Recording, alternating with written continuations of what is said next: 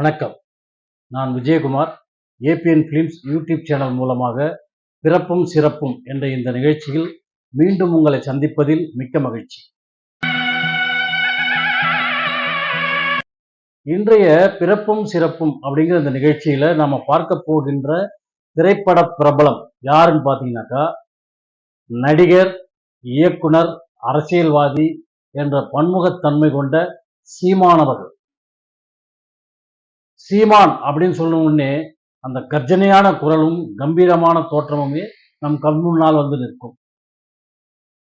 அவர் 1966 November மாதம் 8ஆம் தேதி அரணையூர் என்ற கிராமத்திலே செந்தமிழன் என்பவருக்கும் அன்னம்மாள் என்பவருக்கும் மகனாக பிறந்தார். அரணையூர் அந்த ஊர் தான் அவர் பிறந்தது. அது ஒரு சின்ன கிராமம்.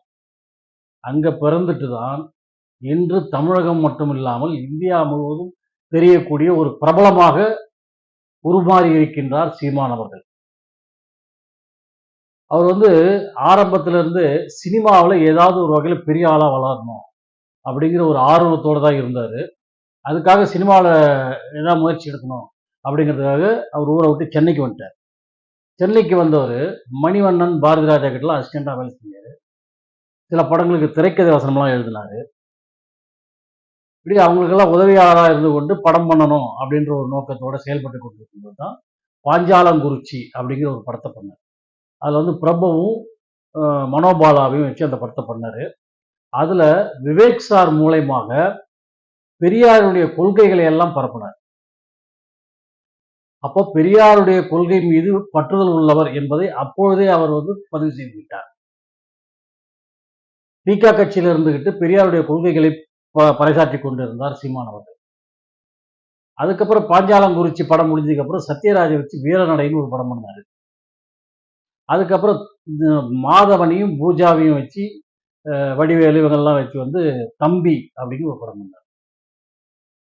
இதுல பாஞ்சாலங்குறிச்சி மிகப்பெரிய வெற்றி படமாக அமைந்தது. தம்பி மிகப்பெரிய வெற்றி படமாக அமைந்தது. தம்பிக்கு பிறகு மாதவனை வச்ச வாழ்த்துக்கள்னு ஒரு படம் பண்ணாரு. இந்த வீரநடை வாழ்த்துக்கள் எல்லாமே அவருக்கு பெரிய பெயரை எடுத்து கொடுக்கவில்லை. அதன் பிறகு ஒரு நடிகராக நடிக்க ஆரம்பிச்சார். நிறைய படங்கள்ல நடிச்சார். மணிவண்ணன் எடுத்த படங்கள் எல்லாம் அமைதி படையில இருந்து மணிவண்ணன் பார்த்த நிறைய படங்கள்ல சின்ன சின்ன ரோல்ல பண்ணாரு. அப்புறம் இது மாயாண்டி குடும்பத்தார் அப்படிங்கிற படத்துல ஒரு முக்கியமான ரோல் பண்ணாரு. இப்படியே அவர் தொடர்ந்து அவருடைய கொள்கைகளை விளக்கும் கதாபாத்திரமாகவும் அவருக்கென்ற ஒரு கம்பீரமான ஒரு கதாபாத்திரமாகவும் தேர்ந்தெடுத்து திரைப்படங்களில் நடித்துக் கொண்டிருந்தார். இப்படி நடித்துக் கொண்டிருந்தான் சீபா ஆதித்தனார் அவர்கள் வைத்திருந்த நாம் தமிழர் என்னும் அந்த இயக்கத்தை பெற்றுக்கொண்டு அதன் ஒருங்கிணைப்பாளராக செயல்பட்டு அதை அரசியல் கட்சியாக மாற்றியவர் சீமான் அவர்கள். நாம் தமிழர் என்ற அரசியல் கட்சியை உருவாக்கினார். அதை மக்களிடம் கொண்டு சென்றார். எந்த கட்சிகளோடும் கூட்டணி வைக்காமல் தனித்தே அனைத்து தேர்தல்களையும் சந்தித்தார். ஆரம்பத்திலே அவருக்கு மிகவும் குறைவான ஓட்டுகளே கிடைத்தது. இப்பொழுதும் அவர் தோல்விகளை சந்தித்தாலும் ஓட்டு வங்கியை அதிகரித்துக் கொண்டிருக்கின்றார்.